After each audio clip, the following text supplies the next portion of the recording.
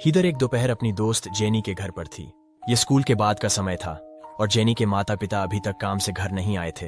वे सिर्फ दोनों थीं और वे एक बोर्ड गेम में पूरी तरह से मग्न थीं। हीदर का समय अच्छा बीत रहा था, सिवाय इसके कि वे जेनी के माता पिता के बेडरूम के पास वाले कमरे में खेल रही थीं। और कभी कभी हीदर उस बेडरूम के खुले दरवाजे के माध्यम से देखती, जहां एक छोटी गुड़िया बिस्तर पर बैठी हुई थी। उसकी आंखें उन्हें घूरती हुई लग रही थीं। उसने इसे नजरअंदाज करने की कोशिश की, लेकिन समय के साथ यह उसे परेशान करने लगा। मुझे खेद है, उसने कहा, लेकिन मैं ध्यान केंद्रित नहीं कर पा रही। वह गुड़िया जो बिस्तर पर है मुझे बहुत डरावनी लग रही है। ओह, कोई बात नहीं, जेनी ने जवाब दिया। उसने कमरे में जाकर दरवाजा बंद किया ताकि हीदर को शांत कर सके। फिर दोनों दोस्तों ने अपना खेल फिर से शुरू किया। हालांकि हीदर ने फिर से ऊपर देखा, लेकिन ज्यादा समय नहीं हुआ था। दरवाजा फिर से खुला था और फिर से गुड़िया उन्हें घूरती हुई लग रही थी। जेनी इसे समझ नहीं पा रही थी।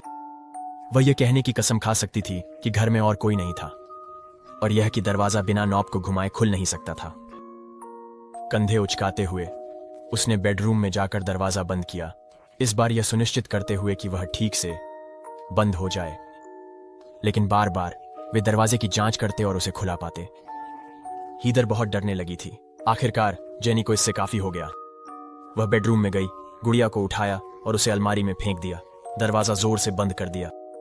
फिर उसने बेडरूम का दरवाजा पीछे से जोर से बंद कर दिया और उन्होंने अपना खेल फिर से शुरू किया।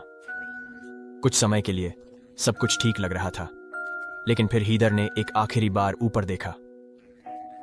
अचानक वह खड़ी हुई और अलविदा कहकर जितनी जल्दी हो सके घर की ओर दौड़ पड़ी। इस बार जब जेनी ने ऊपर देखा तो उसने देखा कि बेडरूम का दरवाजा केवल थोड़ा सा खुला है, जिसके पीछे एक कुर्सी रखी हुई है, और उस कुर्सी पर बैठी हुई गुड़िया दरवाजे के उस छोटे से खुलने से उन्हें झांक रही थी।